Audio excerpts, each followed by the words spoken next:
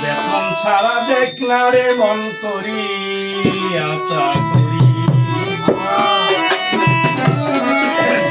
আমার আমানত সার বাড়ি বেতন ছাড়া দেখ ছবি কেউ করি আশা করি বড় পীরের কাছে দিচ্ছে আল্লাহ আউলিয়ার সরদারি বড় পীরের কাছে দিচ্ছে মাওলাই আউলিয়ার সরদারি বেতন ছাড়া দেখছনি কেউ করি আশা করি আমার বড় পীরের বাড়ি